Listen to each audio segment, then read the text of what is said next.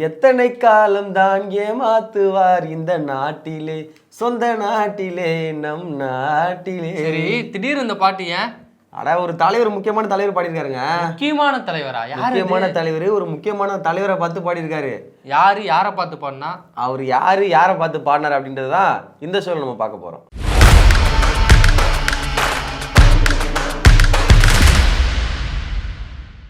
முதல் அஞ்சலி சொல்லி பார்த்தீங்கன்னா, எத்தனை காலம் தான் ஏமாற்றுவார் அந்த நாட்டிலேயே ஒரு பாடல் இருக்கு. அந்த பாடல் இன்றைய ஆட்சியாளர்களுக்கு பொருத்தமா இருக்கு அப்படின்னு சொல்லி தாவேகா தலைவர் விஜய் அவர்கள் வந்து காலையிலேயே ஒரு அறிக்கையை வந்து வெளியிட்டிருக்காரு. ஆமாங்க, ஒரு அழகான ஒரு பாடல் ஒன்று ஒளிபரப்பு பண்ணிட்டு அதுக்கப்புறம் என்ன பண்ணிருக்காரு பார்த்தீங்கன்னா, இந்த பாட்டு வந்து இந்த ஆட்சியாளர் வந்து ரொம்ப பொருந்தும், எந்த பொய்யும் சொல்லி தமிழ்நாடு மக்களை ஏமாத்தலான்னு மட்டும் திமுக அரசு நினைச்சிடாதீங்க.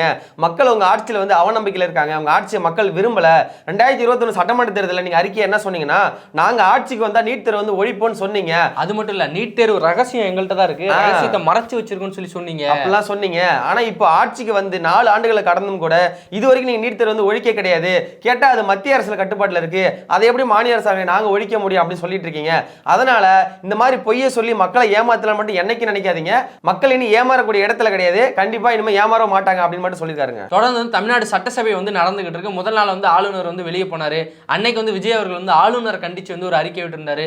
அதன் பின்பு டங்ஷன் சுரங்க பத்தி இருக்கலாம், அதுக்கப்புறம் நீட் தேர்வா இருக்கலாம், பாலியல் இஷ்யூவா இருக்கலாம், பொள்ளாச்சி இஷ்யூன்னு சொல்லி நேற்று 3 தினங்களா வந்து விவாதம் வந்து அனல் பறந்துகிட்டு இருந்துச்சு. எதிர்க்கட்சி தலைவர் அவர்கள் வந்து கேட்டார், விடியிலே நாங்களால பார்க்க முடியலங்க, விடியில் வந்துச்சுன்னு சொன்னீங்கன்னா விடியில் எங்க கேட்கும்போது அவர் முதல்வர் இருந்துச்சு, விடியில் யாராலையும் பார்க்க முடியாதுங்க, கண்ணு கூசும், அப்படி பார்க்க முடியாதுதான் அது விடியில் அப்படின்னு சொல்லி அவர் வந்து கவுண்டர் போடுறாரு. இப்படிலாம் போயிட்டு இருக்கும்போது நீட் தேர்வு வந்து ஒழிக்கிறதுக்கான ரகசியம் வச்சிருக்குன்னு சொன்னீங்களா, எங்க நீட் தேர்வு ஒழிச்சிங்கன்னு சொல்லி கேட்கும்போது, நீட் தேர்வு வந்து ரத்து செய்யற அதிகாரம் வந்து மத்திய அரசுகிட்ட தான் இருக்கு, மாநில அரசாக எங்கள்கிட்ட கிடையாது அப்படின்னு சொல்லி சட்டசபையில் வந்து திமுக சார்பில் பதில் சொல்லியிருக்காங்க. அந்த பதிலை பார்த்துட்டு தான் இன்னைக்கு வந்து விஜய் அவர்கள் வந்து இப்படி ஒரு பதிவு போட்டிருக்காரு. எத்தனை காலம் தான் ஏமாற்றுவீங்க, மக்கள்கிட்ட வந்து பொய் சொல்லிட்டே இருக்கிறீங்களே, உங்களை ஒரு நாள் வந்து தொடச்சி தூர போடுவாங்க அப்படின்னு சொல்லி விஜய் அவர்கள் வந்து ஒரு காட்டமான பதிவு போட்டிருக்காரு. ரொம்ப நாள் கழிச்சு இன்னைக்கு தான் விஜய் அவர்கள் வந்து ஒரு பதிவு போட்டிருக்காரு. ஆமா, அதே மாதிரி நேற்று தினம் பார்த்தீங்கன்னா பனையூர்ல மாவட்ட செயலாளர்கள் கூட்டம் வந்து நடத்திருக்காங்க. அதுல வந்து பார்த்தீங்கன்னா 100 மாவட்ட செயலர் மட்டும் தான் அதில் அனுமதிக்கப்பட்டிருக்காங்க. மீதி உள்ள வந்து வெளியே வந்து போங்க, அப்புறமா 4 மணிக்கு மேலே பேசிக்கலாம் அப்படின்னு வெளியில அனுப்புனதாகவும், அவங்கெல்லாம் வந்து கோவத்தில் பொங்கி எழுந்து அங்கே சலசலப்புலாம் ஏற்பட்ட மாதிரி நம்ம பார்த்தோங்க. அதுக்கு முன்னாடி தாவேகாவினுடைய தேர்தல் வியூக நிபுணரான ஜான் ஆரோக்கியசாமியோட ஆடியோ வந்து சமூக வலைதளம் முழுக்க பரவதை நம்மளால பார்க்க முடியுதுங்க. தாவேகா கட்சி என்னடா நடக்குது, கட்சி ஆரம்பிச்சுன்னு இப்போ தான் 1 வருடம் ஆயிருக்கு, ஆனாலும் கூட இன்னும் நிறைய குழப்பங்கள், நிறைய ஒரு சர்ச்சைகள், நிறைய வந்து பிரச்சனைகள்லாம் கட்சியில் போயிட்டே இருக்குது. இதெல்லாம் எப்படி விஜய் அவர்கள் வந்து எதிர்கொண்டு போவார் அப்படின்ற மாதிரி நிறைய ஒரு எதிர்பார்ப்பு மக்கள் மத்தியில் வந்து இருக்குங்க. இரண்டாவது அஞ்சலன்னு பார்த்தீங்கன்னா, இந்திய தேர்தல் ஆணையத்தால் நாம் தமிழர் கட்சி 8.22 விழுக்காடு வாக்கு எடுத்து தேர்தல் ஆணையத்தில் அங்கீகரிக்கப்பட்ட கட்சியாக மாறி நேத்திக்கு வந்து அதுக்கான சான்றிதழ் வாங்கியிருக்காங்க. ஆமா, தேர்தல் ஆணையம் வந்து நாம் தமிழர் கட்சி அங்கீகரிக்கப்பட்ட கட்சி, மாநில கட்சியாக அங்கீகரிக்கணும்னு சொல்லி நேற்று வந்து சான்றிதழ் வந்து கொடுத்துருக்காங்க. 2010ஆம் ஆண்டு ஏக்கமாக இருந்து கட்சியாக மாற்றப்பட்டது. அதற்கு முன்பு சீமான் என்ற ஒற்றை மனிதரால் தமிழ்நாடு முழுக்க வந்து மிகப்பெரிய சுற்றுப்பயணம் செஞ்சு அந்த கட்சி வந்து கட்டமைக்கப்பட்டது, வளர்க்கப்பட்டது. அதன் பின்பு தம்பி தங்கைகள்லாம் சேர்ந்தாங்க, பொறுப்பாளர்கள் வந்து நியமிக்கப்பட்டாங்க, கட்சிக்குன்னு பல தளபதிகள் இருக்காங்க. தொடர்ந்து வந்து கட்சி 2014 இருந்து அடுத்த மாதம் நடக்க போற இடைத்தேர்தல் வரைக்கும் வந்து தொடர்ந்து எல்லா தேர்தலையும் வந்து போட்டி போட்டு இருக்காங்க. முதல்ல வந்து 1.1 விழுக்காடு வாங்கினாங்க, அதுக்கு பின்பு 3 விழுக்காடுகள் வாங்கினாங்க, அதுக்கப்புறம் 8 விழுக்காடு வாங்கினாங்க. 8 விழுக்காடு வாங்கி இப்ப அங்கீகரிக்கப்பட்ட கட்சியா மாறி இருக்கும் அப்படிங்கிறது நாம் தமிழர் கட்சி ரொம்ப பெருமையா வந்து பேசிக்கிட்டு இருக்காங்க. உண்மையிலேயே அது வந்து அவங்க பெருமை தான். சரி, ஏன்னா எந்த கட்சியும் கூட வந்து கூட்டணி வைக்கல, தனிச்சு தான் நிக்கிறாங்க. நாங்க வந்து ஓட்டுக்கு வந்து காசே கொடுக்கல, அனைத்து மாற்றத்திற்கான தத்துவம் வந்து எங்கள்கிட்ட இருக்கு, எங்க தத்துவம் தான் எங்களோட ஆயுதம் சொல்லி நாம் தமிழர் கட்சி தொடர்ந்து களத்தில் நின்று போராடிட்டு இருக்காங்க. அவங்களுக்கு இன்று வந்து அங்கீகரிக்கப்பட்ட கட்சியாக தேர்தல் ஆணையம் வந்து வாய்ப்பு கொடுத்திருக்கு. 2016 முதல் முறையா மெழுகுவர்த்தி சின்னத்தை வந்து போட்டிடுறாங்க. அதன் பின்னாடி விவசாய சின்னத்தில் வந்து நாம் தமிழர் கட்சி போட்டிடுறாங்க. அப்படி விவசாய சின்னம்னா அது கண்டிப்பா நாம் தமிழர் கட்சி தானே ஒட்டுமொத்த தமிழ்நாடு மக்கள் முழுவதும் வந்து கொண்டு போய் சேர்க்கிறாங்க. அதன் பின்னாடி 2024 நாடாளுமன்ற தேர்தலில் பார்த்தீங்கன்னா சின்னம் வந்து பறிக்கப்படுதுங்க. இவங்க வந்து முன்னாடியே வந்து சின்னத்தை வந்து கேட்கல அப்படின்ற காரணத்தினால அது வேற ஒரு கட்சிக்கு வந்து கொடுக்குறாங்க. அப்படி இருந்தும் கூட தேர்தலுக்கு ஒரு 20 நாளுக்கு முன்னாடி தான் புதிதாக ஒரு மைக் சின்னம் வந்து கொடுத்தாங்க. அந்த மைக் சின்னத்தை வச்சும் கூட 8.22 விழுக்காடு வாக்கு எடுத்து தமிழ்நாட்டிலே ஒரு அங்கீகரிக்கப்பட்ட கட்சியா 8 வருடங்களே அதுவும் ஓட்டுக்கு காசு கொடுக்காம யாரு கூடயும் கூட்டணி வைக்காம தனிச்சு நின்று வந்திருக்காங்கன்னா இது உண்மையிலேயே வந்து ஒரு வரலாற்று சாதனை தாங்க சொல்லலாம். அந்த மாதிரி ஒரு சாதனை வந்து புரிஞ்சிருக்காங்க. அப்படி இருக்கும்போது இந்த முறை என்னடா சின்னம் கிடைக்கும், இப்போ வந்து ஈரோடு கிழக்குல வந்து இடைத்தேர்தல் வருது, அதோட 2024 சட்டமன்ற தேர்தல் வருது, இதற்கெல்லாம் நாம் தமிழர் கட்சி எந்த மாதிரி சிம்பிள் வந்து பயன்படுத்துவாங்க அப்படின்ற மாதிரி மக்கள் மத்தியில் மிகப்பெரிய ஒரு எதிர்பார்ப்பு இருக்குது. அப்படி இருக்கும்போது இன்றைய தினம் வந்து ஒரு தகவல் வந்து வெளியே இருக்குங்க. நாம் தமிழர் கட்சி மீண்டும் அந்த விவசாய சின்னத்தை வாங்க போறாங்க அப்படின்ற மாதிரி தகவல் வெளியே இருக்குது.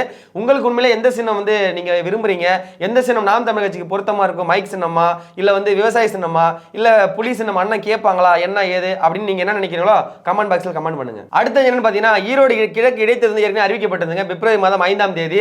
அது தொடர்ந்து அது காங்கிரஸ் வேட்பாளர் நிப்பாட்டப்படுவாங்களா அப்படின்ற மாதிரி மிகப்பெரிய எதிர்பார்ப்பு இருந்தது. ஆனா திமுகவை சேர்ந்த விசி சந்திரகுமார் அப்படின்ற வேட்பாளர் வந்து அறிமுகப்படுத்திருக்காங்க. அவங்க தான் அங்க போட்டியிட போறதாகவும் சொல்லியிருக்காங்க. கடந்த மாதத்துல வந்து ஈவி கே சிலங்கோன் அவர்கள் வந்து இறந்து போனாரு. அவருக்கு பின்பு வந்து அந்த தொகுதி வந்து காலியாக இருக்குதுன்னு சொல்லி அறிவிச்சிருந்தாங்க. ஏற்கனவே ஈரோடு கிழக்கு இடைத்தேர்தலில் நின்று தான் ஈவி கே சிலங்கோன் அவர்கள் வந்து வெற்றி பெற்றிருந்தாரு. அவரோட மகனுடைய மறைவுக்கு பின்பு மீண்டும் அவரும் வந்து உடல்நல குறைவால இறந்து போனதுக்கு பின்பு இந்த தொகுதியும் காங்கிரஸுக்கு அது ஒதுக்கப்படுமா அப்படிங்கிற கேள்வி இருந்துச்சு. ஏன்னா தொடர்ந்து வந்து 2 முறை காங்கிரஸ் தான் ஒதுக்கி இருந்தாங்க. காங்கிரஸ் வந்து வெற்றியும் பெற்றாங்க. வெற்றிக்கு வந்து திமுக பாடுபட்டாலும் காங்கிரஸ் தொகுதியாக தான் அது பார்க்கப்பட்டது. இந்த தடவை வந்து காங்கிரஸ்க்கு அந்த தொகுதி கொடுக்கணும், காங்கிரஸ் எங்களுக்கு தான் கொடுக்கணும் சொல்லி தீர்மானம்லாம் நிறைவேற்றி கொடுத்துருந்தாங்க.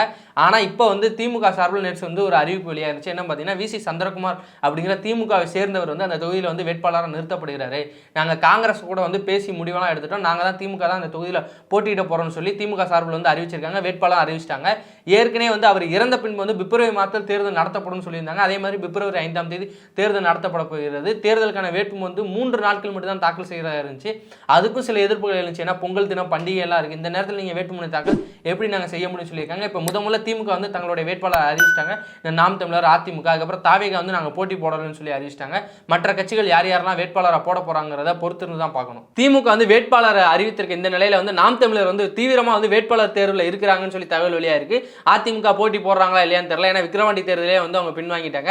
அதுக்கப்புறம் நாங்கள் உட்காந்தா சிஎம் சீட்ல தான் உட்காருவோம், 2026 தான் எங்களோட இலக்கு, வாங்கினா பெட்ரூம் மார்க்ஸ் லைட்டை மட்டும் தான் வாங்குவோம், இல்லை வேற எங்களுக்கு எதுவுமே வேண்டாங்க அப்படின்னு சொல்லிட்டு தாவேகா இந்த இடம் நாங்கள் போட்டி போடலன்னு சொல்லிட்டாங்க. அதனால இந்த தேர்தலையும் தாவேகா வந்து பின்வாங்கி இருக்கு. நாம் தமிழர் போட்டி போடுறாங்க, பாஜக போட்டி போடுறாங்களா என்னன்னு தெரியலங்க. இடைத்தேர்தல நம்ம எத்தனையோ ஃபார்முலா பார்த்துருக்கோங்க. உதாரணத்துக்கு திருமங்கலம் ஃபார்முலா, ஆர்கே நகர் ஃபார்முலா, இந்த மாதிரி எத்தனையோ ஃபார்முலா நம்ம பார்த்துருக்கோம். ஆனால் ஈரோடு கிழக்கு ஃபார்முலா மாதிரி ஒரு ஃபார்முலாவை யாருமே பார்த்துருக்க மாட்டாங்க.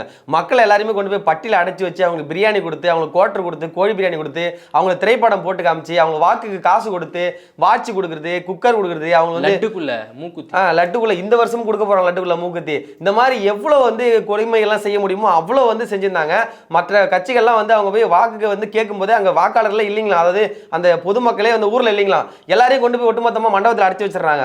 அந்த மாதிரிலாம் பண்ணாங்க. ஆனால் இதெல்லாம் பார்த்துட்டு தேர்தல் ஆணையமோ காவல்துறையோ என்ன பண்ணுறாங்கன்னு தான் உண்மையிலேயே தெரியலங்க. இந்த முறையாச்சும் ஈரோடு கிழக்கில் நேர்மையான முறையில் தேர்தல் நடக்குமா அப்படின்ற மாதிரி மிகப்பெரிய ஒரு எதிர்பார்ப்புங்கிறது இருக்குங்க. அடுத்த அஞ்சல் என்ன பார்த்தீங்கன்னா பெண்களுக்கு தனித்த 7 சிறப்பு நீதிமன்றங்கள் தமிழ்நாடு முழுக்க நாங்கள் அமைக்க போறோம்னு சொல்லி சட்டமன்றத்தில் முதல்வர் ஸ்டாலின் அவர்கள் வந்து நீ சொல்லியிருக்காரு. ஆமாங்க, இவர் சொன்னதை பார்த்துட்டு எல்லாருக்குமே ஒரு ஆச்சரியம் ஆயிடுச்சு. என்னடா நம்ம முதல்வர் அதை அப்படின்ற மாதிரி ஆயிடுச்சுங்க. ஏன்னு பார்த்தீங்கன்னா பெண்களுக்கு வந்து தமிழ்நாடு வந்து பாதுகாப்பு குறைபாடு இருக்குது. அதனால வந்து இந்த பாதுகாப்புலாம் அதிகரிச்ச காரணத்தினால மொத்தமாக ஒரு 7 நீதிமன்றங்கள் நாங்கள் உருவாக்க போறோம் அப்படின்ற மாதிரி சொல்லியிருக்காங்க. அது எந்தெந்த பகுதிகள் அப்படின்னு பார்த்தீங்கன்னா சென்னை, மதுரை, கோவை, திருநெல்வேலி, இந்த மாதிரி பகுதியெல்லாம் வந்து பார்த்தீங்கன்னா 7 சிறப்பு நீதிமன்றங்கள் உருவாக்கப்படுமாங்க. அதில் வந்து பெண்களுக்கான குறிப்பான அந்த வழக்குகள் மட்டும் தான் விசாரணைக்கு வருங்களாம். சீக்கிரமா அந்த விசாரணையை முடிச்சு யாரெல்லாம் அது வந்து பாதிக்கப்படலாம் அவங்களுக்கு தகுந்த நியாயம் வந்து வாங்கி தருவோம் அப்படின்னு சொல்லி இவங்க சொல்லியிருக்காங்க. ஏற்கனவே வந்து ஐயா நிறைய திட்டங்கள்லாம் கொண்டு வரேன்னு சொல்லியிருந்தாங்க. ஆனால் அது எதுவுமே இன்னும் வெளியில வரலங்க, நிறைவேற்றவும் படல. அப்படி இருக்கும்போது இப்போ ஐயா சொல்லியிருக்க விஷயமா வச்சு செய்வாங்களா செய்ய மாட்டாங்களா அப்படின்ற மாதிரி ஒரு எதிர்பார்ப்போட தாங்க இருக்குது. அதே மாதிரி சட்டசபையில் ஸ்டாலின் அவர்கள் வந்து மீண்டும் உறுதியளிச்சிருக்காரு, நான் முதலமைச்சராக இருக்கிற வரைக்கும் டங்டன் சுரங்கம் இங்கே வரவே வராது, எதிர்கட்சிகளாக வந்து இந்த விஷயத்தை வந்து குழப்பி வேலை செய்கிறாங்க அப்படின்னு சொல்லியிருக்காரு. ஐயா வந்து 110 விதியின் கீழே வந்து தீர்மானம் நிறைவேற்றி இங்கே இருந்து மத்திய அரசுக்கு வந்து அனுப்புனாரு. ஆனால் இப்போ வரைக்கும் எந்த ஒரு பதிலுமே வந்து மத்திய அரசு கொடுக்கல.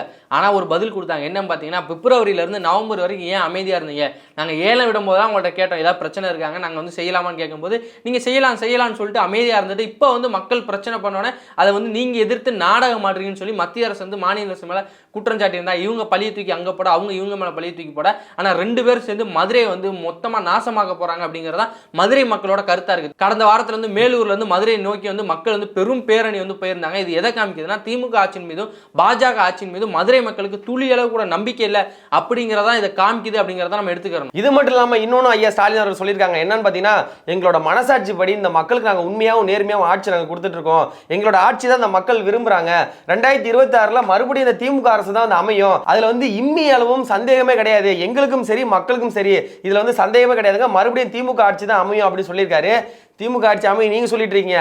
ஆனா ஒரு பக்கம் உங்க போஸ்டர்ல ஒரு அம்மா வந்து செருப்பு கொண்டு அடிக்குது, மண்ணை கொண்டு அடிக்குது, இன்னொரு பக்கம் உங்க அமைச்சர் மேல சேர்த்து கொண்டு அடிக்கிறான்.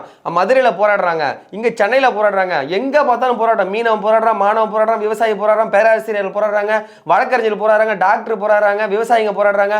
போராடாத ஆளுங்களே இல்லைங்கய்யா உங்க ஆட்சியில. ஆனா மறுபடியும் நீங்க உங்களுடைய அரசு தான் வரும்னு சொல்றீங்க.